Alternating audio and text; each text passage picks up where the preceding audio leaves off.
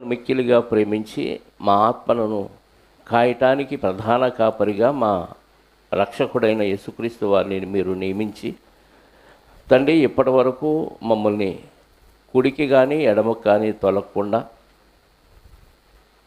సూటిగా మీ వైపు చూస్తూ మా ఎదుట ఉంచబడిన పరుగు పందెంలో ముందుకు సాగే భాగ్యాన్ని మీ ఆత్మ సహాయంతో మాకు అనుగ్రహించినందుకు మీకు స్తోత్రాలు. గడిచిన కాలము చల్లగా కాపాడారు.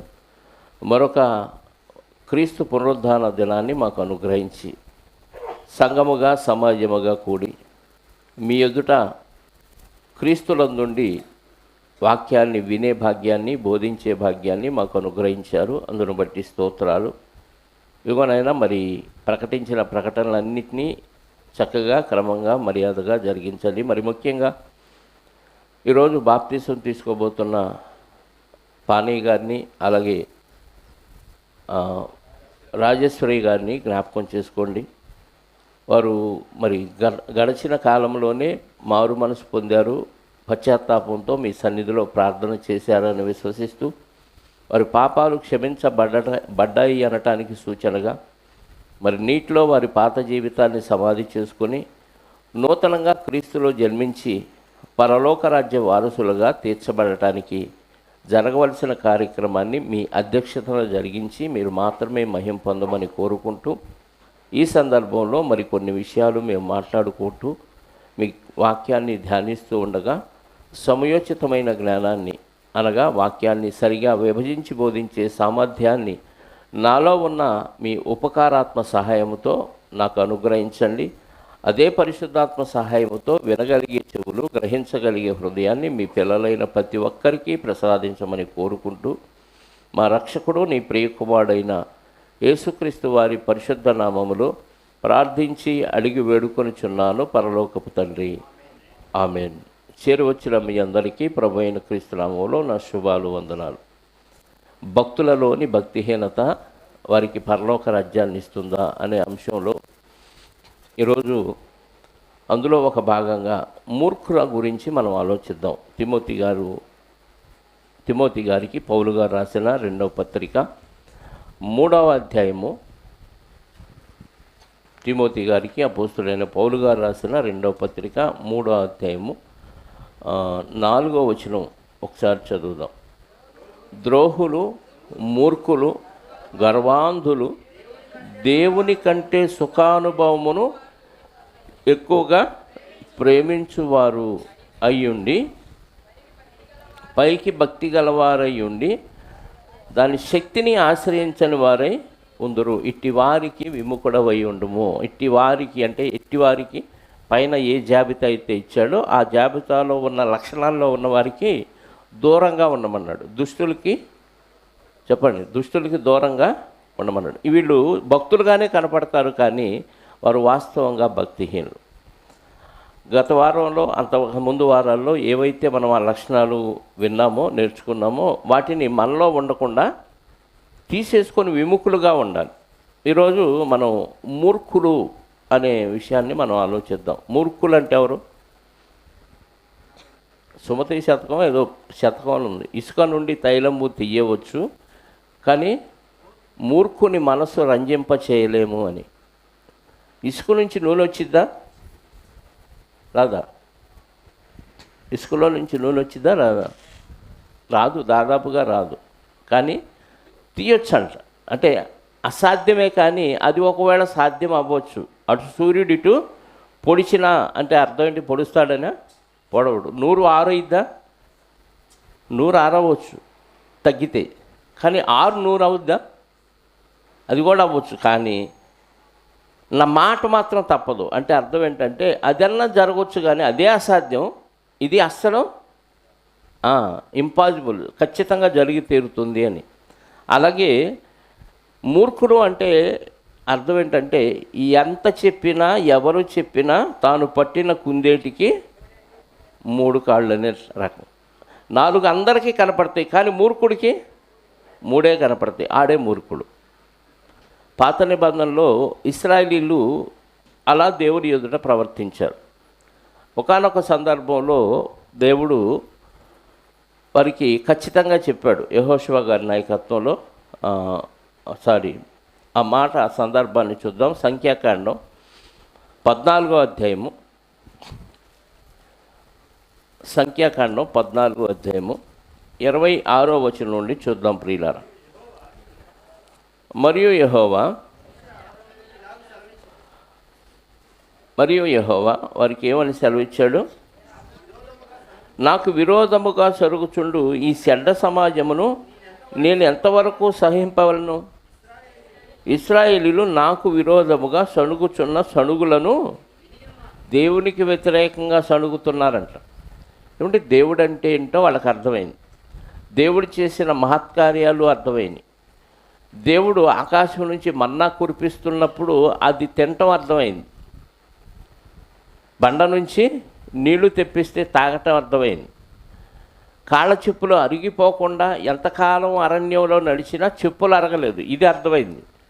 ఒంటి మీద ఉన్న వస్త్రాలతో వచ్చేసారు, కట్టు బట్టలతో వచ్చేసారు, బట్టలు మాసిపోకపోవటం అర్థమైపోయింది. ఎందుకు మనం రోజు బట్టలు ఉతుక్కుంటాం, రోజు కష్టపడతాం, రోజు విడిచేస్తాం, బట్టలు మార్చుకుంటాం, మరి ఇన్ని సంవత్సరాలు ఇలా అరణ్యంలో నడుస్తున్నా బట్టలు మాయలేదు.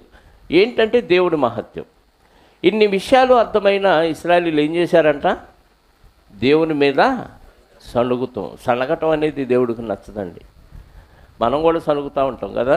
ఇప్పుడు ఏ చిన్న లోపం వచ్చినా డైరెక్ట్గా అనలేము, బయటికి అనలేక లోపల సణుగుతూ ఉంటారు. ఈ బ్యాచ్ ఉన్నారు.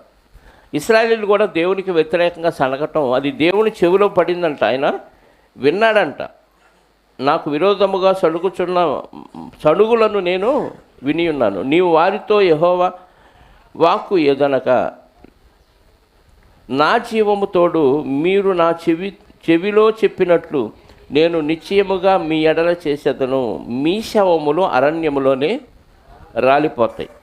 మీ లెక్క మొత్తము చొప్పున మీలో లెక్కించబడిన వారందరూ అనగా 20 ఏళ్ళు మొదలుకొని పైప్రాయము కలిగి నాకు విరోధముగా సలిగిన వారందరూ 20 ఇయర్స్ పైబడిన దేవునికి వ్యతిరేకంగా సలిగిన వారు 20 ఇయర్స్ లోపు సలిగినా దేవుడు క్షమించాడు వాళ్ళని.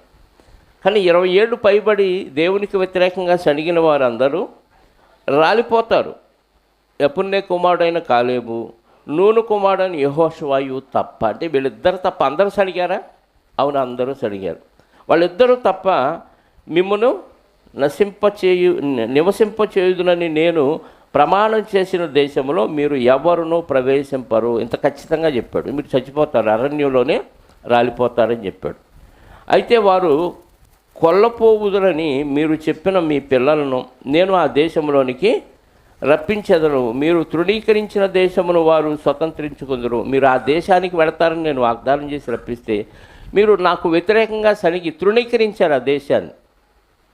అంటే ఆ దేశంలో చేరటం ముఖ్యమైన విషయం మర్చిపోయి ఈ ప్రస్తుతానికి ఉన్న అవసరాలు తీరకపోవటం వల్ల దేవుడి మీద సనిగారు.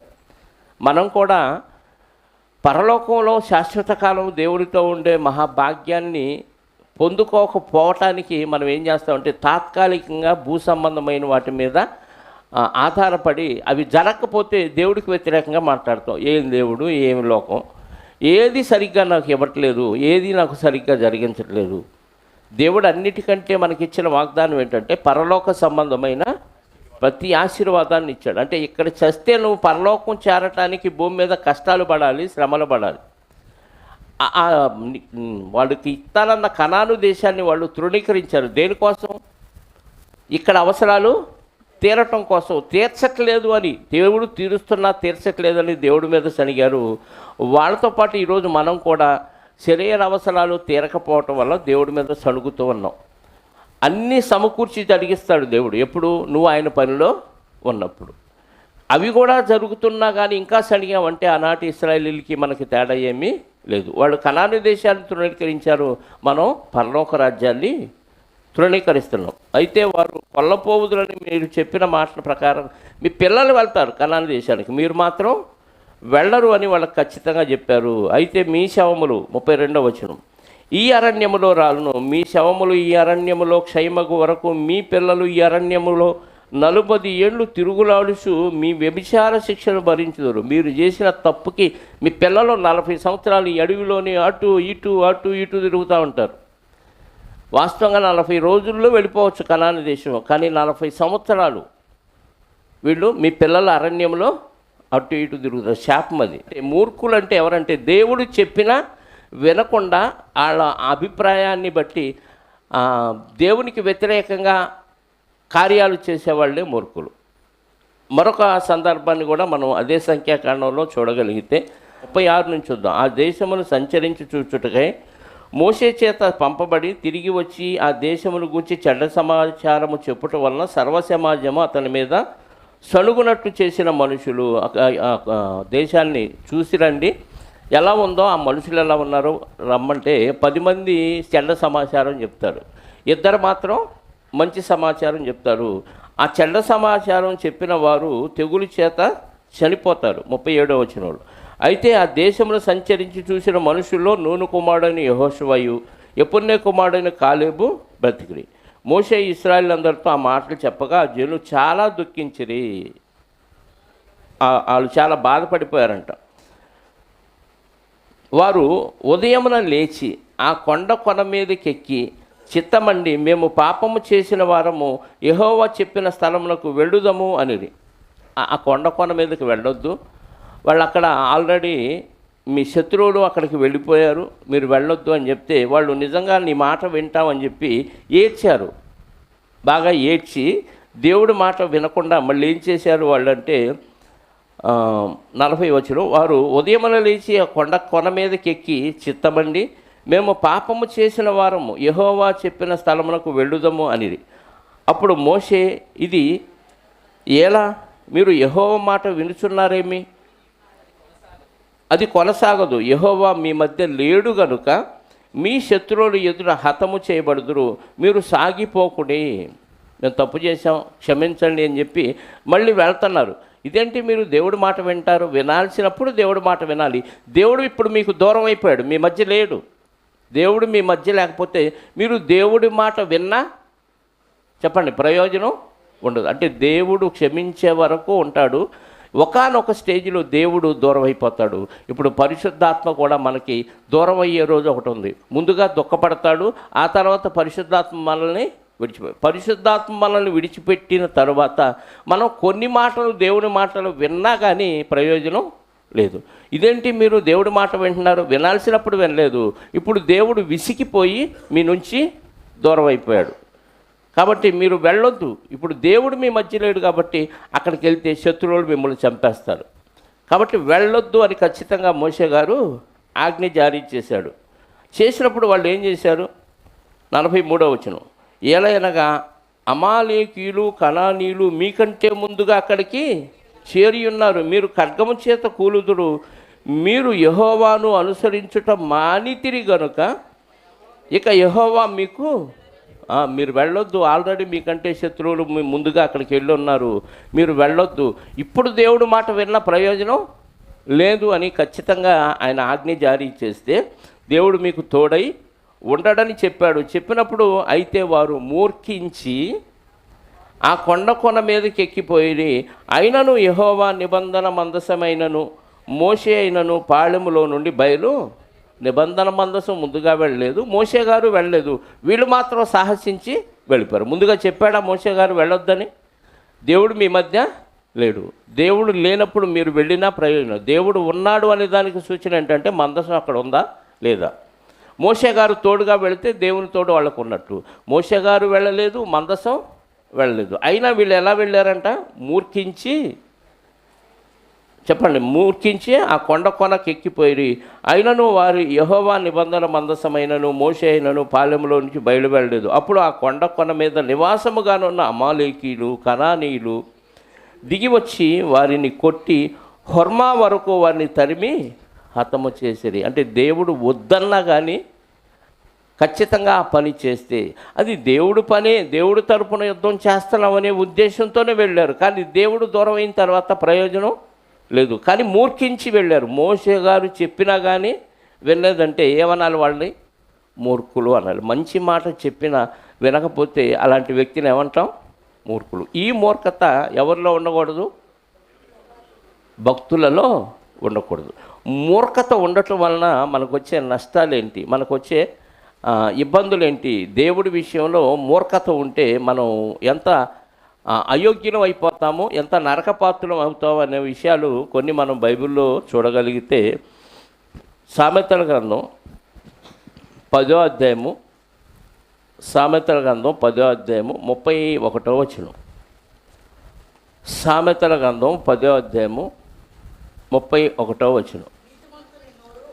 నీతిమంతుని నోరు జ్ఞాన ఉపదేశము పలుకును, మూర్ఖపు మాటలు పలుకు నాలుక పెరికివేయబడును.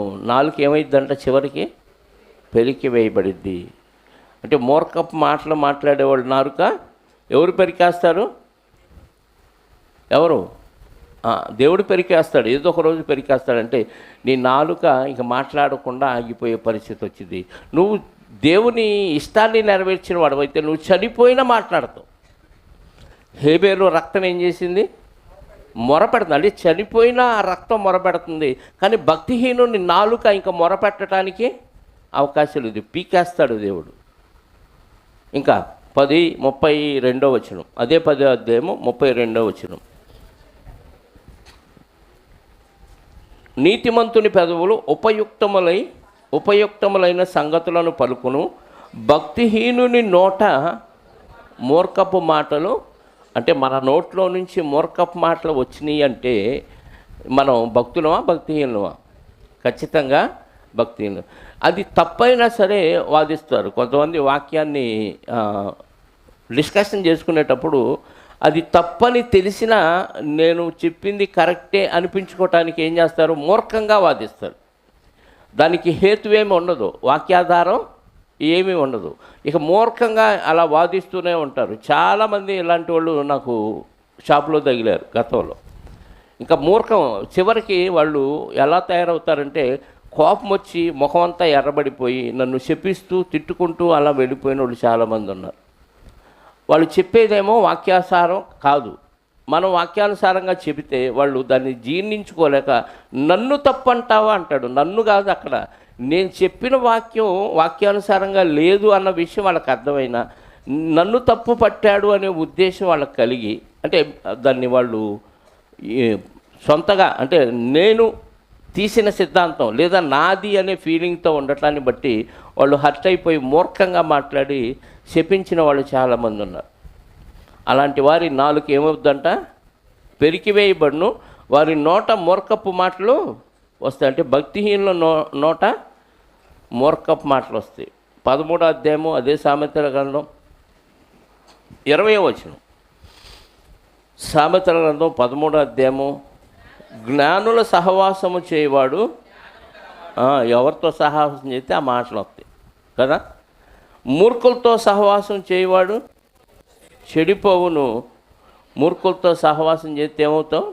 చెడిపోవు. ఇప్పుడు సమాజంలో మన సంఘంలో అందరూ మూర్ఖులు ఉన్నారనుకో, వాళ్ళతో సహవాసం చేస్తే నువ్వేమైపోతావు చెప్పండి? అయస్కాంతం తెలుసా? ఇనుము 10 సార్లు అయస్కాంతానికి అలా రుద్దామనుకో, ఈ ఇనుము కూడా ఏమొచ్చిందో తెలుసా? అయస్కాంతం శక్తి వచ్చింది, తుప్పురాదు. అయస్కాంతం యొక్క శక్తి ఇనుము కూడా వచ్చింది. ఇది తీసుకెళ్ళి ఇంకొక ఇనుము దగ్గర పెడితే అంటుకుంటుంది. అంతకుముందు అంటుకొని ఇనుము ఏమైద్ది? అంటుకుంటుంది. ఎందుకంటే దీనికి రుద్దుకుంది బాగా. మంచి తొందరగా ఎంత రుద్దుకున్నా అంటది, కానీ చెడు మాత్రం 1-2 సార్లు రుద్దుకుంటే చాలు ఈజీగా అంటిద్ది. బట్టని శుభ్రంగా ఉంచుకోవటం కష్టమా, మురికి చేసుకోవటం కష్టమా? శుభ్రంగా ఉంచుకోవటం చాలా కష్టం, మురికి అంటుకోవటం డెడ్ ఈజీ అనమాట. కాబట్టి మూర్ఖులతో సహవాసం చేస్తే మన పరిస్థితి ఏమైపోద్ది? ఏమైంది? చెడిపోతాం. మనం కూడా మూర్ఖులవి అయిపోతాం. అదే సామెతల గ్రంథం 16వ అధ్యాయము 22వ వచనం. తెలివి గలవానికి వాని తెలివి జీవపు ఓట, మూఢులకు వాడి మూఢత్వమే మూర్ఖుడికి వాడి మూఢత్వమే శిక్ష. ఆడు మూర్ఖత్వమే వాడికి శిక్ష. ఎందుకంటే ఆ మూర్ఖంతో ఏదో ఒక తప్పు చేస్తాడు, దానివల్ల శిక్ష అనుభవిస్తాడు. ఎందుకు వచ్చింది ఈ శిక్ష అంటే నా మూర్ఖత్వం వల్ల నేను ఇలా చేసుకున్నాను అంటారు. చాలామంది స్త్రీలు కానీ పురుషులు కానీ మూర్ఖంగా ప్రవర్తించడం వల్ల ఏదో ఒక రోజు వాళ్ళకి ఖచ్చితంగా ఏమొచ్చింది? శిక్ష వచ్చింది. అప్పుడు అర్థమైంది వాళ్ళకి ఎందుకు ఎందుకు వచ్చింది నాకు ఈ పరిస్థితి అని ఆలోచిస్తే వాళ్ళకు వచ్చిన పరిస్థితి కారణం ఏంటంటే నేను మూర్ఖంగా ఈ పనులు చేశాను కాబట్టి నాకు వచ్చింది, నాకు ఖచ్చితంగా పడాల్సిందే అంటారు కాకపోతే పరివర్తన చెందినోళ్ళు. పరివర్తన లేనోళ్ళు అక్కడ కూడా మూర్ఖంగా ప్రవర్తిస్తారు. నేనే మూర్ఖంగా ప్రవర్తించలేదు, అయినా ఏదో అలా వచ్చేసింది శిక్ష అంటారు. అంటే మూర్ఖుడికి ఒకానొక స్టేజ్లో ఏదైనా మారే అవకాశం ఉంది, కానీ భయంకరమైన మూర్ఖులు ఉంటారు, కఠిన మూర్ఖులు. వాళ్ళు ఆ స్టేజీలో శిక్ష అనుభవిస్తున్నా ఏమంటారు, అందరికి వచ్చినట్టే నాకు వచ్చింది కానీ నా మూర్ఖత్వం వలన ఈ శిక్ష వచ్చిందనే పశ్చాత్తాపం వాళ్ళలో ఉండదు. అదే 16వ అధ్యాయము 28వ వచనం చూద్దాం.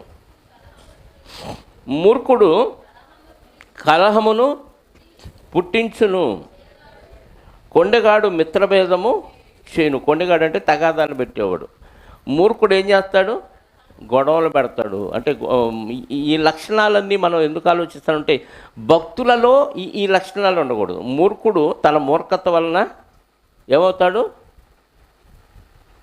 ఇంతకుముందే చదివారు కదా 22వ వచనం, వాడికి శిక్ష వచ్చింది. మూర్ఖుడికి ఆ మూర్ఖత వలన శిక్ష వచ్చింది. మూర్ఖత వలన కలహం పుట్టిద్ది.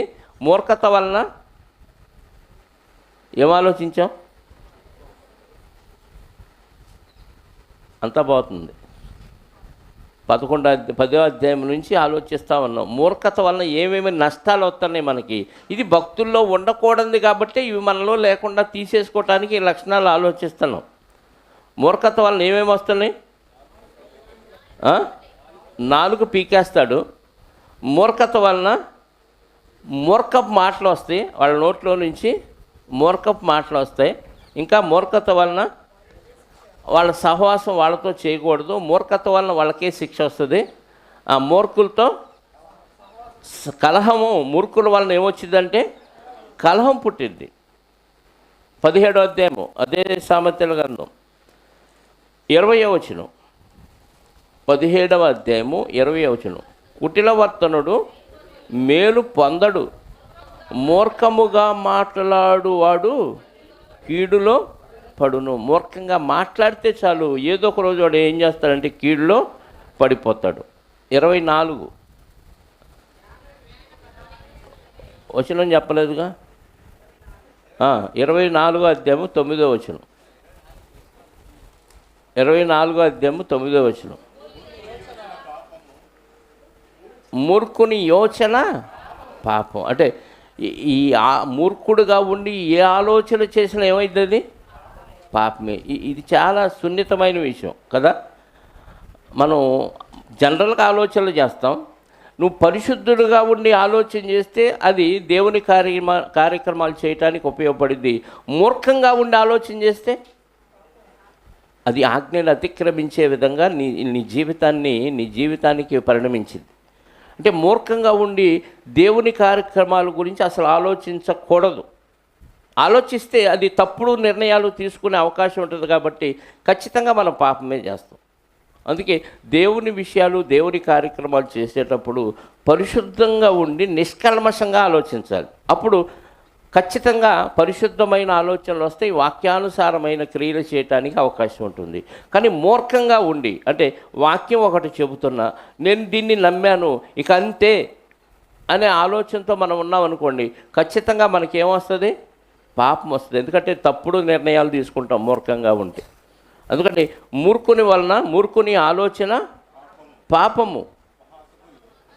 అపహాసకులు యెహోవాకు హేయులు.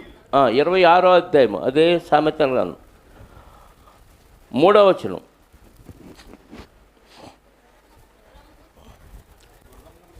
గుర్రానికి చబుకు, గాడిదకు కళ్ళెము, మూర్ఖుని వీపునకు ఆడు చెబితే ఎండు. గుర్రాన్ని కంట్రోల్ చేయాలంటే ఏం కావాలంటే చుబుకు, దాన్ని అదిరించే ఒక చబుకు, దాని పేరు అది చబుకు. అంటే ఒక సన్న పుల్లలాగా కొరడాలాగా ఉంటుంది. ఇలా అనగానే చురుకు తగిలిద్ది, చర్మానికి చురుకు తగిలిద్ది బాగా. అప్పుడు అది పనిచేసింది. అంటే అది జంతువు కాబట్టి దానికి ఏం కావాలి, చబుకు కావాలి.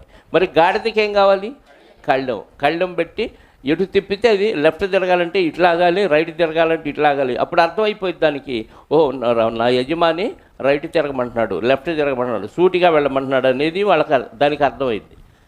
కానీ మూర్ఖుడికి వీపునకు బెత్తంతో వీపు మీద ఒక్కటి ఎత్తే కానీ ఆడు మూర్ఖత పోదు.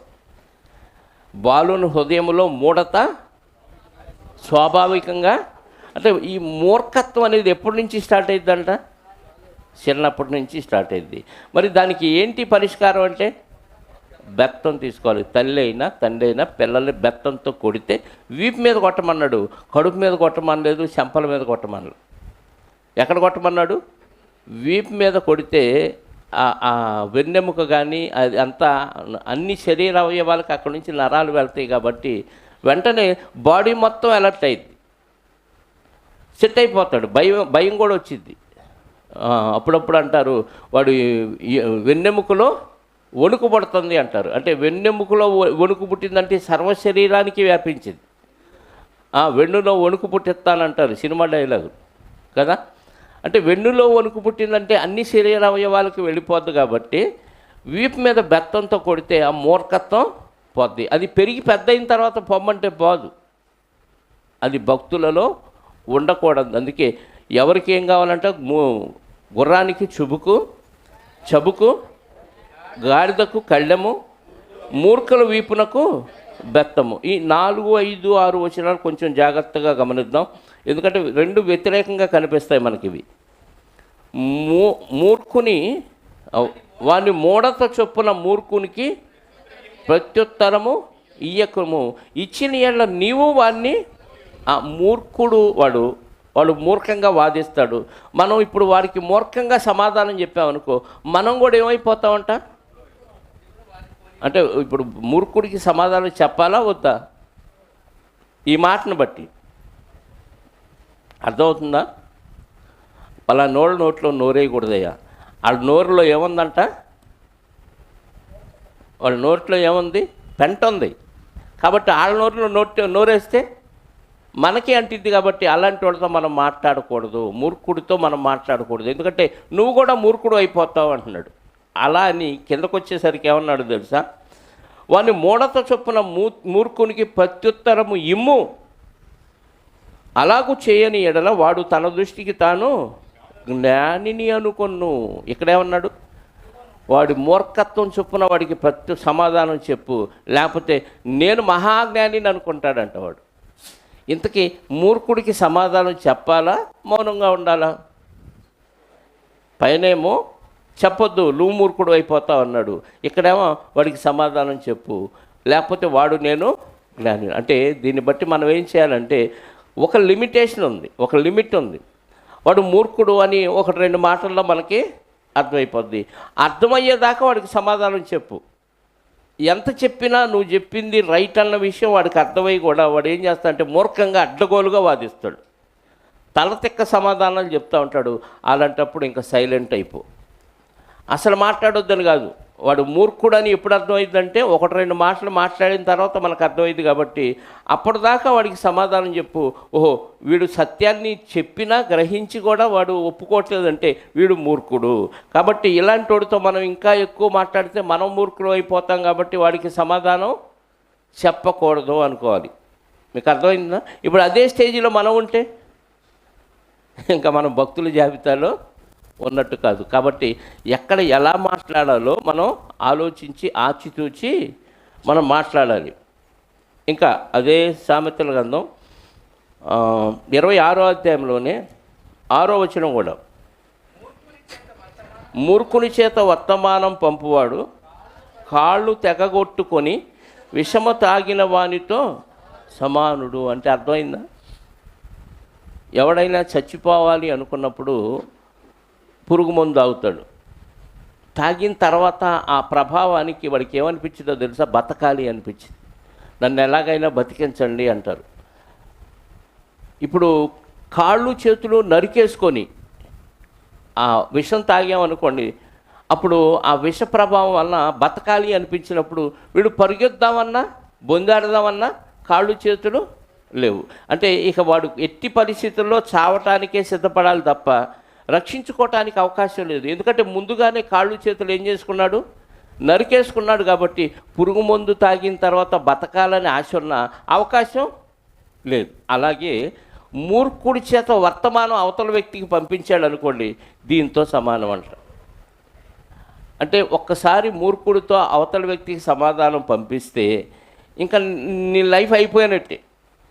ఎందుకంటే అవతల వాడు నిన్ను అపార్థం చేసుకునే విధంగా, నీ మీద ఇంకా పగ పెరిగే విధంగా అవతల వ్యక్తికి సమాధానం చెబుతాడే తప్ప, అవతల వ్యక్తితో నీ గొడవ పెంచుతాడే తప్ప నీకు సమాధానం ఆ వ్యక్తితో రానివ్వడు. ఎందుకంటే వాడు ఎవడు, మూర్ఖుడు.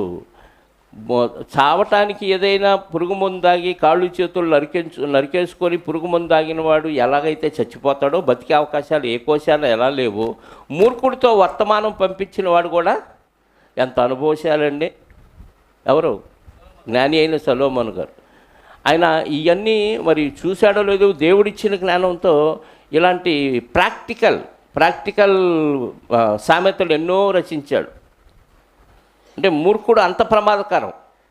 ఇంకా వాడు ఒక వర్తమానం పంపించిన తర్వాత ఇక వాడి లైఫ్ స్పాయిల్ అయినట్టే. ఏమాత్రం సరి చేసే అవకాశం ఉండదు. అవతల వ్యక్తితో మనకు సమాధానం వచ్చే అవకాశాలు ఏమాత్రం. ఎందుకంటే మూర్ఖుడు అంత ప్రమాదం. గొడవ రేపుతాడు, కలహం పుట్టిస్తాడే తప్ప కలహాన్ని సద్దుమణిగించేవాడు లేడు. అందుకే సమాధానపరుచువారు ధన్యులు, వారు మాత్రమే దేవుని కుమారులు అనబడుదురు. మరి కలహం పెంచేవాడు ఎవడు, మూర్ఖుడు. మూర్ఖుడు ఏం చేస్తాడు, కలహాన్ని రేపుతాడు. కింద మాట 7వ వచనం, కుంటివాని కాళ్ళు పట్టులేక ఉన్నట్లు మూర్ఖుల నోట సామెత సాటి లేకుండును, పాటి లేకుండును. అంటే కుంటివాళ్ళ కాళ్ళు పట్టులేక ఉన్నట్లు, కుంటోడు కాళ్ళు పట్టుండవు, సరిగ్గా నడవలేడు. అలాగే మూర్ఖుల నోట్లో సామెత ఎలా ఉంటుందంట, పాటి లేకుండును. పాటి లేకుండును అంటే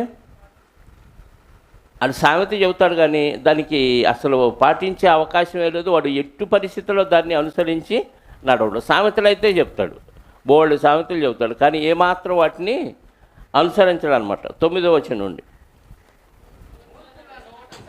మూర్ఖుల నోట సామెత మత్తుగొనిన వాని చేతిలో ముళ్ళు గుచ్చుకున్నట్లు ఉండును. ఏంటంట, మూర్ఖుల నోట్లో సామెత ఎలా ఉంటుంది, బాగా తాగి మత్తుగా ఉన్నాడు అనుకో, వాడికి ఈ పిన్నిస్ పెట్టి గుచ్చితే ఏమన్నా తెలిసిద్దా?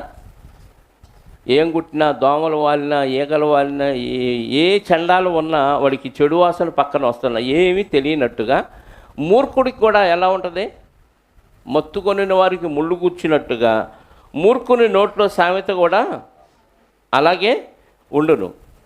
10, అధికముగా నొందినవాడు సమస్తమును చేయవచ్చును, మూర్ఖుని వలన కలుగు లాభము నిలవదు, కూలికి వాడిని పిలిచిన వాడు చెడిపోవును. అంటే మూర్ఖుల్ని పనిలో పెట్టుకుంటే నువ్వు కూడా నాశనం అయిపోతావు. ఎందుకు, ఆడు మూర్ఖుడు నీ పని సరిగ్గా చేయడు. అందుకే అధికముగా నొందినవాడు సమస్తము చేయడు. నీకు బాగా అభివృద్ధి చెంది నువ్వేదైనా చేయొచ్చు, కానీ మూర్ఖుని వలన కలుగు లాభము నిలవదు. మూర్ఖుడు వల్ల నీకు ఏమన్నా లాభం వచ్చినా నిలవదు, అసలు లాభం రాదు. అంటే మూర్ఖుని వలన ఎన్ని ప్రమాదాలు ఉన్నాయో చూడండి. ఇంకా కింద వచ్చును, తన మూఢతను మరలా కనపరుచు మూర్ఖుడు కక్కిన దానికి తిరుగు కుక్కతో సమానుడు. ఏంటంట, అంటే మూర్ఖుడు మళ్ళీ ఆ మూర్ఖతని అగపరుస్తూనే ఉంటాడు, సరి చేసుకోడు. కుక్క తిని మళ్ళీ అరిగిన దాన్ని మళ్ళీ కక్కి మళ్ళీ తింటది. అలాగే మూర్ఖుడు చెప్పిందే మళ్ళీ చెప్తాడు. అది తప్పని తెలిసినా, తన మూర్ఖంగా చెబుతున్నాడని తెలిసినా మళ్ళీ ఏం చేస్తాడు, నువ్వెన్ని మాటలు చెప్పినా 3 కాళ్ళే అంటాడు. కాదురా 4 ఉన్నాయి, 100 మంది చెప్పండి 4 కాళ్ళు ఉన్నాయని, కాదు 3 ఉన్నాయి అంటాడు. అంటే మళ్ళీ ఏం చేస్తాడు, అదే చెబుతాడు తప్ప వేరే దాన్ని ఇంతమంది చెప్తున్నారు కొద్దిగా ఆలోచించి చెబుతామనే ఆలోచన ఏమాత్రం చేయడు. ఇంకా కింద వచ్చును, తన దృష్టికి తాను జ్ఞానిని అనుకునే వాడిని చూచితివా, వాణ్ణి గుణపరచుట కంటే మూర్ఖుని గుణపరచుట సులువు. ఏందంట, నేనే జ్ఞానిని, నాకు అన్నీ తెలుసు అని ఫిక్స్ అయిపోయాడు అనుకోండి, ఇంకా వాడికి ఎవరు ఏమీ చెప్పలేడు. ఇంకా రిసీవింగ్ మైండ్ వాడిలో ఉండదు, ఫుల్ఫిల్ అయిపోయింది. నాకు తెలుసు అన్నీ, నువ్వు నాకు చెప్పాల్సిన అవసరం లేదు అంటాడు. వాడికంటే కాస్త కొస్తే ఎవడు బెటర్ అంట? మూర్ఖుడే కొంచెం బెటర్. అంటే మూర్ఖుడు కూడా ఒక వెసులుబాటు ఇచ్చాడు దేవుడు కదా. మూర్ఖుడు కూడా గుణపడే అవకాశం ఉంది. ఎందుకంటే మూఢతలో ఇంకా ఫిక్స్ అయిపోకుండా ఉన్నవాడు మారే అవకాశం ఉంది. కానీ పూర్తిగా ఫిక్స్ అయిపోయాడు అనుకోండి, ఇందాక మనం చదివాం కదా, మూర్ఖునికి ప్రత్యుత్తరము ఇమ్ము. ఇవ్వకపోతే వాడు తాను జ్ఞానిని అనుకుంటాడు. మూర్ఖునికి వాడి మూర్ఖత చొప్పున ప్రత్యుత్తరం ఇయ్యకము, ఎందుకంటే నువ్వు కూడా మూర్ఖుడు అయిపోతావు అని ఎలాగైతే చెప్పాడో, అంటే వాడు మారే అవకాశం ఉంది ఇక్కడ. ఎవరికంటే ఎవరు బెటరు? నేను జ్ఞానిని అనుకొని ఫిక్స్ అయిపోయిన వాడికంటే మూర్ఖుడే కొంచెం మారే అవకాశం ఉన్నది అని ఇక్కడ మూర్ఖుడికున్న వెసులుబాటుని చెప్తున్నాడు. 28వ అధ్యాయం అదే సామెతల గ్రంథం 18వ వచనం. 28వ అధ్యాయం 18వ వచనం. యథార్థముగా ప్రవర్తించువాడు రక్షింపబడును, మూర్ఖ ప్రవర్తన గలవాడు హఠాత్తుగా పడిపోవును. సడన్గా పడిపోతాడండి. ఏంటి ఇన్ని అవలక్షణాలు ఉన్నాయి మూర్ఖుడు వలన. ఇప్పుడు భక్తుల్లో ఈ లక్షణాలన్నీ ఉన్నాయా మనలో? ఉంటే ఖచ్చితంగా మనం ఏ జాబితాలోకి వస్తాం? మూర్ఖుల జాబితాలోకి వస్తాం. భక్తులలో ఈ మూర్ఖత్వం అస్సలు ఉండకూడదు. ఎందుకంటే చాలా నష్టాలు ఉన్నాయి, ఇంకా చాలా ఉన్నాయి రెఫరెన్సులు. 30వ అధ్యాయం ఒకసారి చూద్దాం. అదే సామెతల గ్రంథం 30వ అధ్యాయం 22వ వచనం చూడండి. భూమిని వణికించే 21 నుంచి, భూమిని వణికించునవి 3 కలవు, అది మోయలేనివి 4 కలవు. అందులో ఒకటి ఉంది చూడండి. అవి ఏమనగా, రాజరికముకు వచ్చిన దాసుడు, కడుపు నిండా అన్నము కలిగిన మూర్ఖుడు. కడుపు నిండా అన్నం తిన్న మూర్ఖుడు భూమిని వణికిస్తాడంట. మూర్ఖుడి కడుపు నిండితే ఏమైంది? ఇంక ఎవరిని లెక్క చేయదు, గడగడలాడుతూ ఉంటాడు. అసలే మూర్ఖుడు, వాడికి ఫుల్గా ఆహారం దొరికింది. ఆహారం దొరకపోతేనే కాస్త కోస్త మూర్ఖత్వాన్ని విడిచిపెడతాడు. ఫుల్గా ఆహారం దొరికితే, కడుపు నిండా అన్నము దొరికిన మూర్ఖుడు భూమిని వణికించే వాటిలో ఉన్నాడు. భూమి వారిని మొయ్యలేదు అంటుందంట. భూమి మొయ్యలేనివి 4 కలవు అంటున్నాడు. 22వ అధ్యాయం అదే సామెతల గ్రంథం 5వ వచనం. ముండ్లును ఉరులను మూర్ఖుల మార్గముల్లో ఉన్నవి, తన్ను కాపాడుకొనుడు వాడు వాటికి దూరముగా. మూర్ఖుల మార్గంలో ఏమున్నాయి? ముండ్లు ఉరులు ఉన్నాయి. ఏదో ఒక రోజు గబక్కనే దొరుకుతుంది. మూర్ఖుడు తన మూర్ఖత్వం వలన చిక్కుబడిపోతాడు, దొరికిపోతాడు, చచ్చిపోతాడు సడన్గా. ఎందుకంటే వాడి మార్గంలో ఏమున్నాయంట? ముళ్ళు ఉన్నాయి, ఉరులు ఉన్నాయి. పక్కనే 19వ అధ్యాయము 1-2 వచనాలు. బుద్ధిహీనుడై తన పెదవులతో మూర్ఖంగా మాట్లాడు వానికంటే యథార్థముగా ప్రవర్తించు దరిద్రుడే శ్రేష్ఠుడు. ఒకడు తెలివి లేకుండుట మంచిది కాదు, తొందరపడి నడుచువారు దారి తప్పిపోదురు. ఒకని మూర్ఖత వాని ప్రవర్తనను తారుమారు చేయును. అట్టివాడు హృదయమున యెహోవా మీద కోపించును అంటున్నాడు. మూర్ఖత ఏం చేసిద్దంట? వాడిని తొందరపడి దారి తప్పించును. అలాంటి వారి మీద దేవుని కోపం రగిలిద్ది. ఏమిటి? చాలా ప్రమాదాలు ఉన్నాయండి మూర్ఖత వలన. ఇక ఎవరు చెప్పినా వినడు. ఒక మాటలో చెప్తే, మన సినిమా భాషలో చెప్పుకుంటే, వీడెవడు? సీతయ్య కదా. సీతయ్య ఎవడు మాట వినడు. ఎందుకు? మూర్ఖుడు కాబట్టి. మన భాషలో, సినిమా భాషలో చెప్పుకుంటే ఈ లక్షణాలన్నీ ఎవరిలో కనపడతాయంటే సీతయ్యలో కనపడతాయి. అంటే సినిమా యాక్టర్ సీతయ్య అంటే పలాని హీరోని అన్నాను అనుకోకండి. అభిమానులకు మళ్ళీ ఇదొక మూర్ఖత వచ్చింది. ఆ డైలాగు చెప్పిన వాళ్ళు అంతే. సీతయ్య ఎవరు మాట్లాడారు? ఆ పాత్ర ధరించిన వాడు వినడని కాదు, ఆ పాత్రలో ఉన్న వ్యక్తి వినడంతే. ఎందుకంటే వాడు మూర్ఖుడు కాబట్టి. ఇంకా కొన్ని విషయాలు ఉన్నాయి. ఇప్పుడు భక్తులు మూర్ఖులుగా ఉండాలా, ఉండకూడదా? ఖచ్చితంగా మూర్ఖ లక్షణాలు భక్తుల్లో ఉంటే భక్తిహీనుల జాబితాలోకి వెళ్ళిపోతాం. ఇప్పటిదాకా మనలో మూర్ఖత ఉంటే తీసేసుకోండి. ఎందుకంటే భక్తుల్ని ఎలా ఉండమంటున్నాడంటే అపోస్తల కార్యాలు 2వ అధ్యాయము 40వ వచనం. ఎన్నోసార్లు చదివిందే. ఇంకా అనేక విధమైన మాటలతో సాక్ష్యం ఇచ్చి మీరు మూర్ఖులకు ఈ తరము వారికి వేరై రక్షణ పొందుడని వారిని హెచ్చరించారు. మూర్ఖులకు వేరై రక్షణ, మూర్ఖులకి వేరై రక్షణ పొందినోడు మళ్ళీ మూర్ఖుడైతే వద్దు అన్న పని చేసిన ఇశ్రాయేలీలు ఎలాగైపోయారు, మన పరిస్థితి కూడా అలాగైంది. మూర్ఖులకు ముందుగానే వేరై రక్షణ పొందండి. రక్షణలోకి వచ్చే ముందే మూర్ఖులుగా ఉండే వాళ్ళతో మీరు సహవాసం వద్దు. ఉన్న ఆ మూర్ఖత మీరు అంటించుకోకూడదు. ఇప్పుడు ఇద్దరు రక్షణ పొందబోతున్నారు, వాళ్ళు మూర్ఖులకు ఈ సమాజం వారికి వేరే. ఎందుకంటే వాళ్ళు తాను పొట్టిన కుందేలుకి 3 కాళ్ళు అంటాడు. 3 కాళ్ళు 4 కనపడవంటే వాళ్ళకి కనపడవు, ఇక అంతే. ఎందుకు? మూర్ఖత అడ్డం వస్తుంది. కాబట్టి వాళ్ళకు వేరై రక్షణ పొందాలి. ఇంకా రక్షణ పొందిన వాళ్ళు ఏం చేయాలి? ఫిలిప్పీ పత్రిక 2వ అధ్యాయము 14వ వచనం. ఫిలిప్పీలకు రాసిన పత్రిక 2వ అధ్యాయము 14వ వచనం. అంటే లోకంలో ఉన్నవారు ఎవరు? అందరూ చేతైలే. మూర్ఖమైన వక్రజనం మధ్య నిరపరాధులు, నిష్కళంకులను, అనింద్యులునైనా, అంటే దేవుని కుమారులు అవ్వాలంటే మనలో ఏ లక్షణాలు ఉండాలి? నిరపరాధులుగా ఉండాలి, నిష్కళంకులుగా ఉండాలి, నిందలేని వారుగా ఉండాలి. అప్పుడు మనం దేవుని కుమారులు అగునట్లు. సణుగులు సంశయాలు కూడా మనలో ఉండకూడదు. అవన్నీ మానేసి సమస్త కార్యాలు చేయడి. దాటన్నిటికంటే ముందు ఏం చేయమన్నాడు? మూర్ఖమైన వక్రజనము మధ్యలోనే మీరున్నారు, వాళ్ళలో లేని లక్షణం మనలో ఉండాలి. ఏంటి ఆ లక్షణాలు? సణుగులు సంశయాలు మానాలి.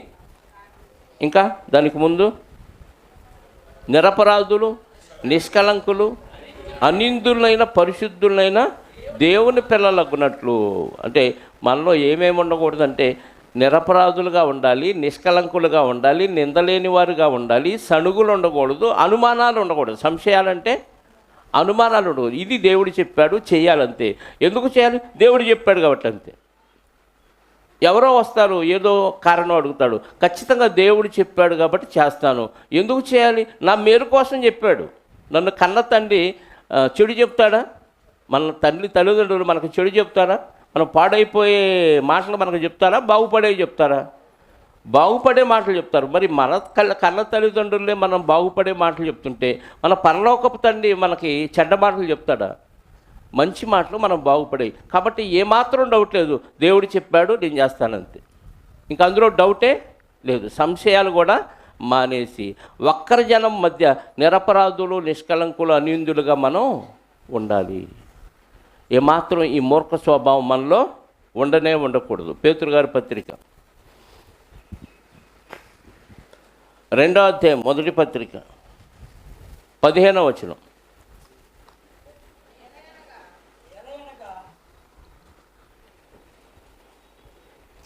పేతురు గారు రాసిన 1వ పత్రిక 2వ అధ్యాయము 15వ వచనం.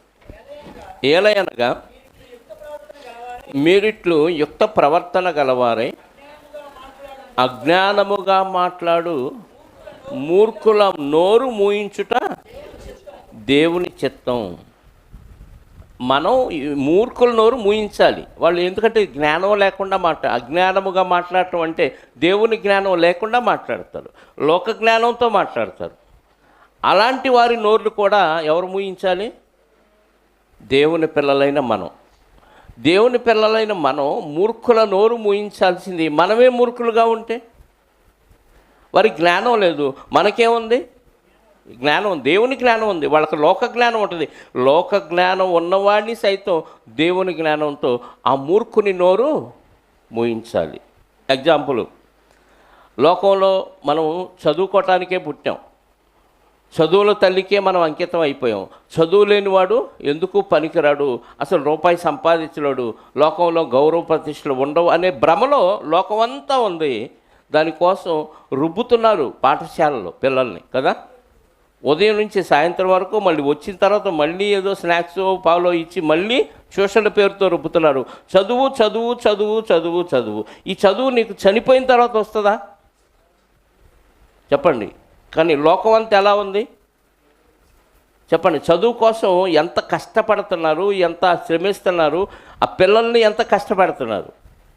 ఈ కష్టం అంతా నీతో పాటు పరలోకం రాదు. పోనీ చదువుకున్న వాళ్ళు ఏమైనా బాగుపడుతున్నారంటే, చదువుకున్నవాడే అత్యాచారం చేస్తున్నాడు, చదువుకున్నవాడే దురలవాట్లకు బానిస అవుతున్నాడు, చదువుకున్నవాడే వ్యభిచారం చేస్తున్నాడు, చదువుకున్నవాడే మర్డర్లు చేస్తున్నాడు. అంటే లోకంలో చెడంతా చేసేవాళ్ళు ఎవరయ్యానంటే బాగా చదువుకున్న వాళ్ళే. మరి ఈ చదువుని మూర్ఖంగా రుద్దుతున్నారు. కానీ పరలోకానికి చేర్చే ఈ మహాజ్ఞానాన్ని అస్సలు ఎవరో ప్రజలకి వినిపించే పరిస్థితిలో లేరు. ఇది మూర్ఖత కాదా? అలాంటి మూర్ఖులున్న సమాజంలో వాళ్ళు లోక జ్ఞానమే ధ్యేయంగా పెట్టుకొని, ఇది లేకపోతే నువ్వు దేనికి పనికిరావు, చదవకపోతే ఎందుకు పనికిరావని ఎంతోమంది మోటివేటర్స్ ద్వారా వీళ్ళని ఉజ్జీవింపజేస్తూ, వాళ్ళకి కౌన్సిలింగ్ ఇప్పిస్తూ, చదువుకోని వాడిని కూడా బాగా చదివించే క్రమంలో ముందుకు తీసుకెళ్తున్నారు తప్ప, నువ్వు చదివినా చదవపోయినా మంచిగా బతికి నిన్ను వలె నీ పొరుగు వారిని ప్రేమించి, నువ్వు మరణించినా తిరిగి లేపగలిగిన సామర్థ్యం ఉన్న ప్రభువుని అంగీకరించి మంచి మార్గంలో నడువని ఎవరైనా చెప్తారంటే చెప్పరండి. అది చెప్పాల్సినోడే క్రైస్తవుడు. లోకం మూర్ఖంగా ఉందంట. మూర్ఖమైన వక్రజనం మధ్య మీరు నిరపరాధులు, నిష్కలంకులుగా, అనిందులుగా ఉండాలి. అలాంటి వారికి ఏం చేయమంటున్నాడు పేతురు గారు? చదివారుగా. అలాంటి వారికి ఏం చేయమంటున్నాడు? మూర్ఖులకు ఈ తరము వారికి వేరై రక్షణ పొందండి. ఇప్పుడు చదివాం కదా, మొదటి పత్రిక 2వ అధ్యాయం 15వ వచనం, యుక్త ప్రవర్తన గలవారై. అంటే మన ప్రవర్తన ఎలా ఉండాలి? వాక్యానుసారంగా. యుక్త ప్రవర్తన అంటే దేవుడికి మెచ్చే విధంగా వాక్యంలో ఏది చెప్పాడో అలాంటి ప్రవర్తన కలిగిన వారుగా ఉండి, అజ్ఞానముగా మాట్లాడు వారిని మూర్ఖుల నోరు మోయించటం దేవుని చిత్తం. ఇప్పుడు అది చేయట్లేదు అంటే మనం దేవుని చిత్తాన్ని వ్యతిరేకిస్తున్నాం. మనమే మూర్ఖులుగా మారిపోతున్నాం. ఇల్లు పని, ఇల్లు పని, చదువు పని, ఇల్లు పని, చదువు పని. ఇది తప్ప దేవుడు, వాక్యం, ఆత్మల రక్షణ, చస్తే పరలోకం, ఇవన్నీ ఆలోచించట్లా. ఇవన్నీ ఆలోచించకుండా చదువు పని, చదువు పని, ఏదో ఒక హఠాత్తుగా చచ్చిపోతాం. అంతవరకు గ్యారంటీ చెప్తున్నానుగా. పనిలో చస్తావో, మార్గంలో చస్తావో, ఎలా చచ్చిపోతావో తెలియదు. ఈ పనిలోనే ఉంటూ, ఈ పనే నాకు ఆహారం పెడుతుంది, ఇది లేకపోతే నేను దేనికి పనికిరానని పనిలో నిమగ్నం అయిపోయి డబ్బు సంపాదన ధ్యేయంగా బతుకుతూ నువ్వు ఉన్నావంటే నువ్వు ఖచ్చితంగా భక్తులలో ఉన్న మూర్ఖుడివి, భక్తిహీనుడివి. భక్తిహీనులే మూర్ఖులుగా కనపడుతున్నారు. నీ నాలుక దేవుడు పీకేస్తాడంట. అంటే చావు తర్వాత ఇక నీకు మాట లేదు. నువ్వు ఎంత మొరపెట్టినా నీ ఘోష వినే నాదుడు ఉండడు. ప్రసంగి గ్రంథంలో అంటాడు కదా, మరణించిన వారు వాళ్ళ గురించి రాయబడిన మాట, వాళ్ళు ప్రేమింపరు, పగపెట్టుకోరు, వారు అసూయపడరు, సూర్యుని కింద జరుగు వాటిలో వారు ఎప్పటికీ పాలు పంపులు లేవంటే అర్థం ఏంటో తెలుసా? నువ్వు ఎంత ఘోష పెట్టినా, ఎంత ప్రాధేయపడినా, ఎంత ప్రయాసపడినా దేవుడికి కానీ, నీ ఇరుగు పొరుగు వారికి కానీ, నీ బంధువులకు కానీ నీ స్వరం వినపడదని అర్థం. నాలుగు కోసేస్తాడు, నాలుగు పీకేస్తాడంటే అర్థం ఏంటో తెలుసా? నువ్వు ఎంత రోధించినా అరణ్య రోదనే అయిపోద్ది. ప్రసంగి గ్రంథం 9వ అధ్యాయము 10వ వచనం చదవండి ఒకసారి. భూమి మీద నీ చేతికి ఇచ్చిన ఏ పనైనా నీ శక్తి లోపము లేకుండా, అది కాదు, దానిపైన వచనం చదవండి. 6వ వచనం, వారికి ప్రేమింపరు, పగపెట్టుకోరు, అసూయపడరు, సూర్యుని క్రింద జరుగు వాటిలో దేని యందును వారికి ఇక ఎప్పటికీ ఏమి లేదు. ప్రేమించాను, ఐ లవ్ యూ అని చెప్పాలంటే అది చెప్పినా అక్కడ నీ స్వరం ఆ పాతాళలోకం దాటి బయటికి రాదు. పగబెట్టుకోవాలి, నేను ప్రతీకారం తీర్చుకోవాలి, సమయం కోసం ఎదురు చూస్తున్నానంటే అసలు ఆ పగ తీర్చుకునే అవకాశం నీకు అక్కడి నుంచి విడుదలైతే కదా. ఆ పగతో ఎన్నో డైలాగులు అంటావు, ఆ డైలాగ్ కూడా ఆ పాతాళలోకం దాటి బయటికి రాదు. ప్రేమింపరు, పగపెట్టుకోరు, అసూయపడరు, సూర్యుని కింద జరుగు వాటిలో, అంటే నీ బంధువులు, నీ భార్య, నీ భర్త, నీ పిల్లలు, వీళ్ళందరూ ఇక్కడే ఉన్నారు. వీళ్ళకి వినపడిద్దా నీ ఘోష?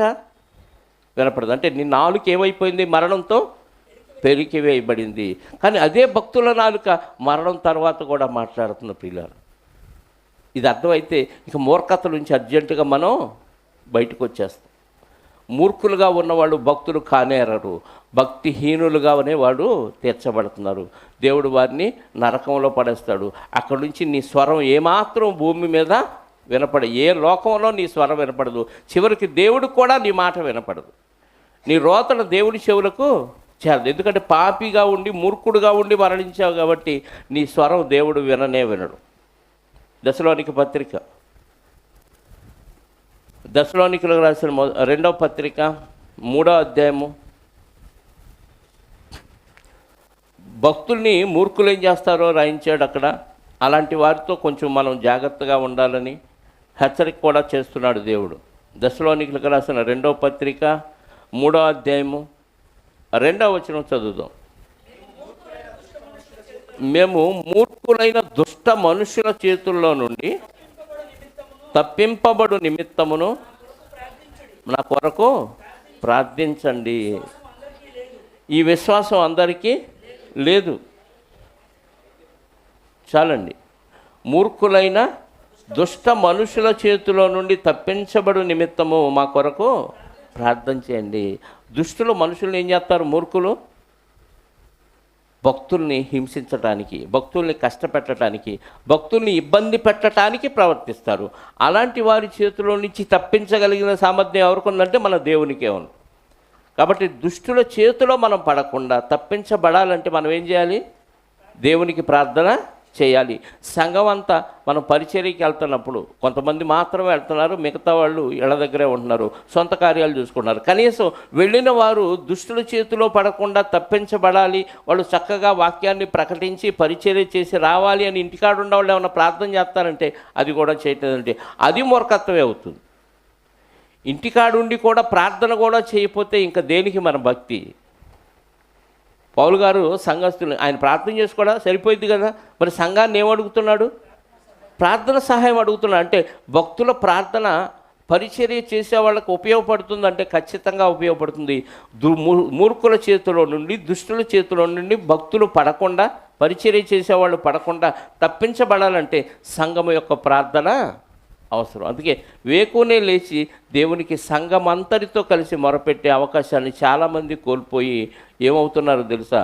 మనం భక్తిహీనులుగా మారిపోతున్నాం.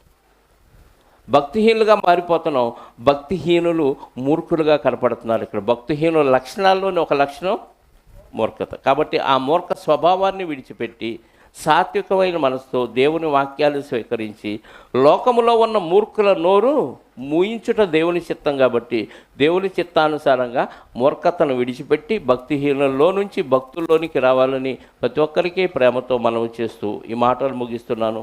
ప్రార్థన చేసుకుందాం. క్రీస్తు యేసునందు మమ్ములను అధికంగా ప్రేమిస్తూ మా కొరకు మీ కుమారుడైన యేసుక్రీస్తు వారిని బలిపశువుగా సమర్పించి, నిజంగా ఒకప్పుడు మేము కూడా లోకంలో మూర్ఖులుగానే బతికేమయ్యాం, వక్రజన్మగానే బతికేము తండ్రి. ఎవరి మాట విననొల్లని వారిగా మా బతుకులు ఉన్నప్పుడు, మేము పట్టిన కుందేలుకి 3 కాళ్ళు అన్నట్టుగా ఉన్నప్పుడు తండ్రి, నిజంగా మా నుంచి మీరు తైలాన్ని తీశారు. అది లోకములో అసాధ్యమే, కానీ మీకు సమస్తం సాధ్యం. ఇప్పుడైతే ఆ మూర్ఖతను విడిచిపెట్టి పసి బాలుర వలె తండ్రి మీ వాక్యానికి లోబడి మీ చిత్తాన్ని నెరవేర్చడానికి మీరు ఇచ్చిన ఆధిక్యతను బట్టి, అధికారాన్ని బట్టి, అవకాశాన్ని బట్టి మీకు స్తోత్రాలు. ఇవ్వనైనా ఆ స్వభావం ఏమాత్రం మాలో ఉన్న వాక్యం ఏం చెబుతుందో దాన్ని గ్రహించి వాక్యానుసారంగా మా జీవితాలను మలుచుకునే దీన స్వభావాన్ని, తగ్గింపు స్వభావాన్ని మాలో ప్రవేశపెట్టండి. అనుసరింపచేసే సామర్థ్యాన్ని మాకు అనుగ్రహించండి. మేమే మూర్ఖులుగా మారిపోతే లోకంలోని మూర్ఖుల్ని మేము ఎలా మార్చగలం నాయన? అందుకే సాత్వికమైన మనసుతో నిష్కళంకంగా, నిర్దోషంగా, ఏ నింద లేని వారిగా మేముంటూ ఎవరి మీద సణుగకుండా, ఏమాత్రం మాకు సంశయం లేకుండా మీ పరిచర్యను చేసే సామర్థ్యాన్ని మీ పిల్లలైన మాలో పెంచండి. అలాగే తండ్రి, పరిచర్యకు వెళుతుండగా ఇళ్ళ దగ్గర ఉన్నవారు పరిచర్య చేసేవారి గురించి ప్రార్థించాలి అని, లేకపోతే మూర్ఖుల చేతిలో పడిపోతామన్న విషయాన్ని జ్ఞాపకం చేసుకొని తండ్రి, పరిచర్య సజావుగా, సక్రమంగా మీ నామానికి మహిమకరంగా జరగటానికి ప్రార్థన అవసరత ఉన్నది అన్న విషయాన్ని కూడా మాకు నేర్పించారు. అది కూడా మానివేస్తే మీ పిల్లల కంటే దౌర్భాగ్యులు ఎవరు ఉండరు కనుక అలాంటి వారికి మంచి మనసును దయచేయమని కోరుకుంటూ తండ్రి, ఇప్పటి వరకు అలాంటి మూర్ఖుల చేతిలో మేము పడకుండా రక్షించినందుకు మీకు క్రీస్తు ద్వారా కృతజ్ఞతాస్తుతులు చెల్లిస్తూ, దినములు చెడ్డవి కనుక ముందు రోజుల్లో మరి ఎలా ఉంటుందో మాకు తెలియదు కనుక తండ్రి, ఎలాంటి మూర్ఖుల నోరైనా మీ వాక్యంతో సాత్వికంతో మోయించగలిగే సామర్థ్యాన్ని మాకు అనుగ్రహించమని, మూర్ఖుడికి 1-2 మార్లు చెప్పి బుద్ధి చెప్పి ఆ తర్వాత మూర్ఖులతో మేము మాట్లాడకూడదు అన్న విషయాన్ని కూడా మాకు నేర్పించాలి నాయన. అందును బట్టి మీకు కృతజ్ఞతాస్తుతులు క్రీస్తు ద్వారా చెల్లిస్తూ, ఆ మూర్ఖ స్వభావం మాలో ఉండకుండా మాకు సాధ్యము కాని ఎడల మీరే మా మూర్ఖతను తీసివేయమని కోరుకుంటూ బ్రతిమలాడుచు, మా రక్షకుడు నీ ఏక కుమారుడునైన యేసుక్రీస్తు వారి పరిశుద్ధమైన, నిష్కళంకమైన, నిర్దోషమైన, విలువైన రక్తము కలిగిన నామములో ప్రార్థించి అడిగి వేడుకొనిచున్నాను మా పరలోకపు తండ్రి. ఆమేన్. మనందరి కన్న తండ్రి అయిన దేవుని ప్రేమ, ఆయన ఏక కుమారుడైన యేసుక్రీస్తు వారి కృప, మనందరి పరిశుద్ధాత్మ సహకారం, సహాయం సకల పరిశుద్ధులకు మనందరికీ సదాకాలము తోడై ఉండి నడిపించునుగాక. ఆమేన్. అందరికీ వందనాలు.